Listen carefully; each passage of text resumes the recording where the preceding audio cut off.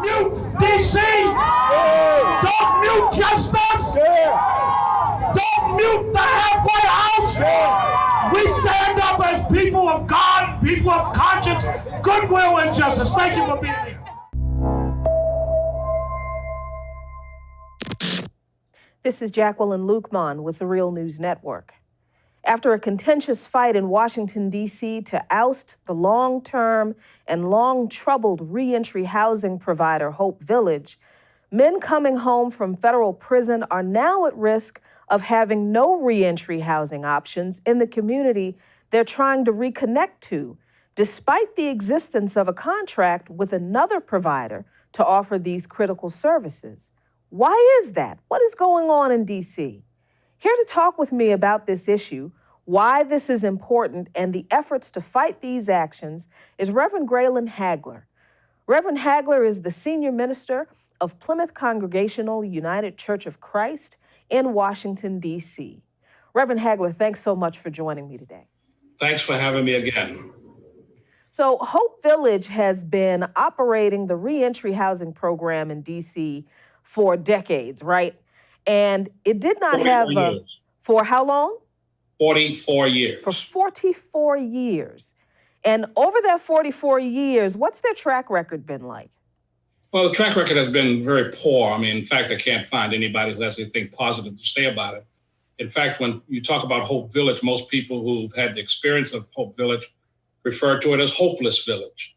And that's many of the returning citizens who have gone through Hope Village refer to it as Hopeless Village, because really, in a sense, there's not a whole lot of programming take place that is there to get men back on their feet and reintegrated into the community. But one thing that has functioned as over these last 40 years particularly is that it has been a political slush fund, that it's spread around money to get political protection from people inside the DC government and beyond. And basically, you know, when they knew they were going head to head with an organization out of Brooklyn, New York, that only does really reentry services and transitional housing, I think they thought they were going to lose, and they did lose the bid for the contract, and it was awarded to a new vendor called CORE, and the local entity is called CORE DC. But what happened was that in order to fulfill the contract, in order to really fulfill the application for the proposal, let me put it that way, you had to have a number of things in place. One of those was an agreement to lease space to demonstrate that you had space in which to move the program. They did. That was through a building at 3400 New York Avenue that was owned by mega developer Douglas Jamal.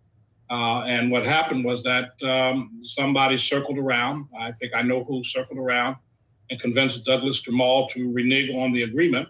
And then Hope Village, or Hopeless Village, went to the Bureau of Prison and said you should not have awarded them the contract because they don't have a place to set up. But it was a deal that was already in place, but a deal that was started and basically disrupted by other entities. And so the battle has been to try to get Doug Jamal to relent in his decision to say no and allow CORE DC to set up there. Now, this whole battle with the city council has actually been going on for a long time. And there was one particular council member who seemed to be like the lone holdout in approving or in finally voting against Hope Village, causing them to ultimately lose their contract. And that apparently happened last year. What happened there? How do you think this one council member had a change of heart? And did he really have a change of heart?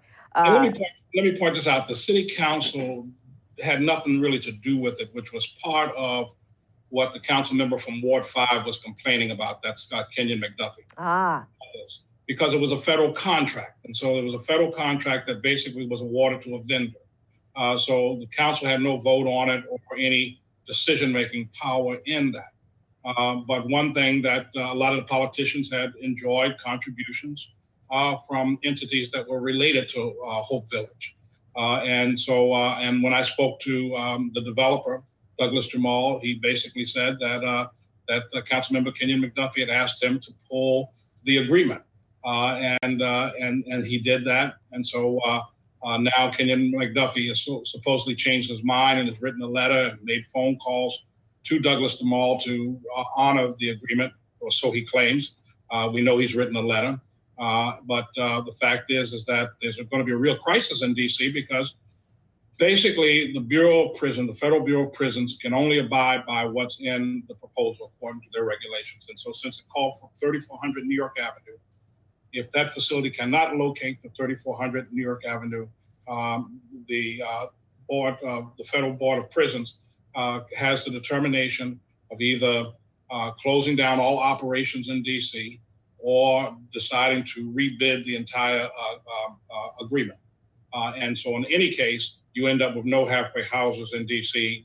As of October, particularly for mail services, no mail residential reentry services in D.C. And so you have a real crisis because people will be sent to Baltimore, Delaware. And people got to say, well, what's wrong with that? Well, you got to keep in mind that when you're arrested and locked up and convicted of a felony in D.C., you generally are put into the federal system, and because there's no prison that D.C. operates. And that means that you can be out in California, you can be in Colorado, you can be anywhere in the country serving your sentence, separated from your family, separated from any support systems local at home that could help you get restored. And so now here you are, you've been away, you've been estranged, and now you're going to be estranged some more. It's a ridiculous thing.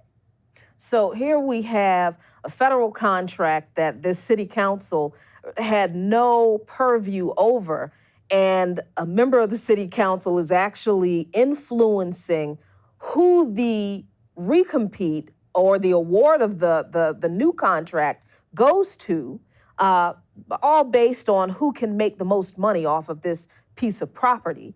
Oh yeah, and it's political shenanigans. I mean, that's really what it is, right? I mean, it's like I give you, I enter an agreement with you, Jacqueline, on a piece of property, and somebody comes along and they say, well, we don't really want them there, and you do a lot of business with the city. Can you please pull that contract, and we'll make sure that your permitting goes fine on your other projects, that the awarding of land can take place, that you receive tax abatements if you just do us this favor. We know the way it goes down.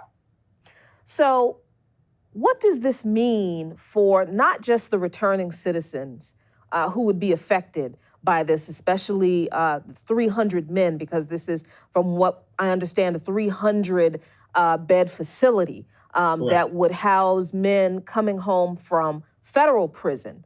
What would this mean, not just for them and their families, but what does this mean for the larger community, especially the larger Black community in a city that has the highest concentration and rate of gentrification in the country?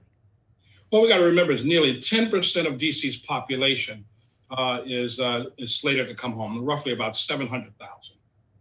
And so you have no facilities because they're really from Ward 8, they're from Ward 7, and from Ward 5, places like that. So you have no place to return to. Therefore, you have no guarantee of services, because one thing that I'm convinced is that CORE is able to offer the kinds of services that we need. That's what I'm hearing from everybody, including people in Brooklyn who know about the group, what they are reporting to me. And so one of the things that we got to be interested in is quality, effective, and decent services for our returning citizens. The other thing I need to point out is Doug Jamal has, through his getting very wealthy in DC, off of DC, basically has helped to contribute to the gentrification that's taken place, the development of high-end condos, high-end buildings, those types of things, and that he's continuing all the way down New York Avenue to do. His bulldozers are operating right now today, preparing to put buildings up off along New York Avenue. That's been a part of it. I need to also point out that Doug Jamal himself was convicted of bribing city officials years back, and was convicted by a jury. And instead of him doing any time, the judge literally said, "You're a great contributor to DC, and it would be a disservice to send you away." And so he was not sent away, though he was convicted of that crime. And so, in a sense, we see sweetheart deals all the way down the road taking place and taking shape that continues to thwart any type of effort to get things, get people back in place and people reconciled to their families and communities. The other thing that we need to understand is that the intentionality of trying to disrupt this deal, that had to do with the fact is that DC, just like you pointed out, is on steroids in terms of gentrification, in terms of the displacement of poor people, of Black people from DC. And so in a sense, they're looking through the lens of why do we want to set up a center that allows people to get back on their feet and resettle in DC. We're trying to get rid of those people. That's the attitude, unfortunately.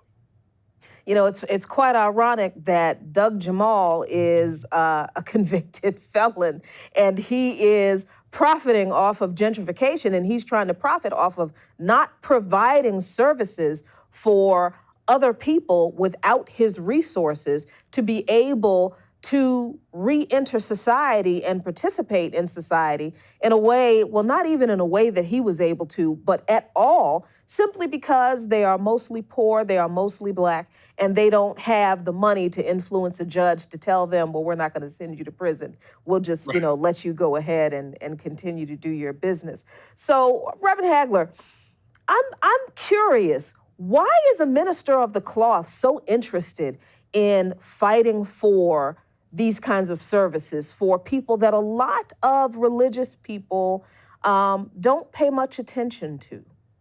Well, we're reminded about this over and over again in our scriptures. And, Jesus teaches, he says, he used a story. He says, when I was hungry, you fed me. When I was naked, you clothed me. When I was in prison, you visited me.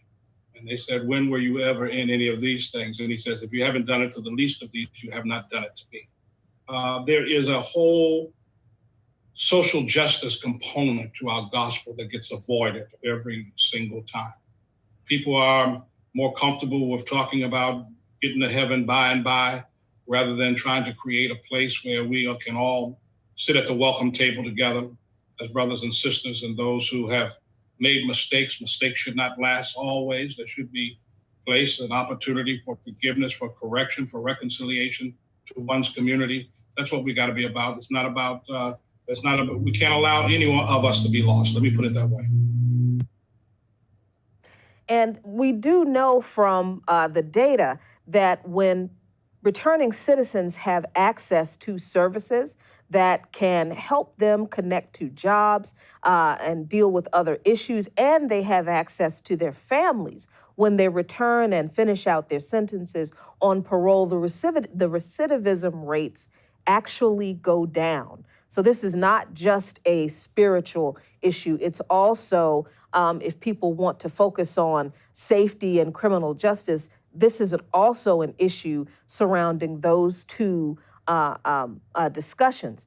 But Reverend Hagler, please tell us what is going on this evening, because there's something you're doing through your organization, Faith Strategies, that is very interesting. Could you explain to me what the collaboration is that you have going on that's coming up? Today at 5:30, we're going to do a go-go concert for justice with numbers of groups that are going to turn out and to help lead that effort and draw the crowd as we sort of continue to boot out the message around core DC, having a halfway house at 3400 New York Avenue Northeast, as we continue to target Doug Jamal, as we continue to talk about the dirty politics that take place in DC. So at 5:30 today, we're going to have Backyard, the band Backyard, the group TOB and EU featuring Sugar Bear. And that's going to take place at the corner of New York Avenue and Bladensburg Road Northeast, Washington, D.C., 5:30 in the open air, which is close to the site where the halfway house would be. It's close to a lot of Doug Jamal's construction and all those other types of things. So we hope to make an impact there, to bring out hopefully hundreds, hopefully thousands of people to get focused on this issue and to remind people that people power do count. And Reverend Hagler, just in closing, what has to be done if, let's say, if Doug Jamal continues to resist these efforts and he refuses to honor this deal? What's the next step for you, for Faith Strategies, and for the community that is supporting returning citizens to get services and to get them home and connected to their communities again? Well, I had a conversation with the chair of the DC Council yesterday, Phil Mendelson. I've also talked to Council Member Vince Gray, because the angle that you can take, and I've talked to also Council Member Alyssa Silverman, because an angle you can take is that with this kind of crisis, with this kind of really health crisis, because if people don't have an opportunity to get back on their feet, that's a health crisis for the individual and for the city as a whole. That the city council needs to move towards eminent domain to take over that building, from Doug Jamal, and to, in a sense, intervene in such a way that halfway house services can be established there. There's a lot of work to be done, especially on behalf of a community that is already so marginalized and overlooked. And we really appreciate the time you're taking, not just to do the work that you're doing, Reverend Hagler, but especially to come and talk to us about these efforts today. So thank you so much for joining us. Thank you very much. And thank you for watching. We will continue to keep an eye on the developments on this story. I am Jacqueline Lukman, and this is The Real News Network. Hey everyone, my name is Arooj Sheikh, and I'm the Development Campaign Manager at the Real News Network. If we're going to stand up to the corporate elites, then we need your help to make people-powered media. And that's why I'm asking you to please donate to the Real News Network. And while you're at it, hit the subscribe button. Thanks so much.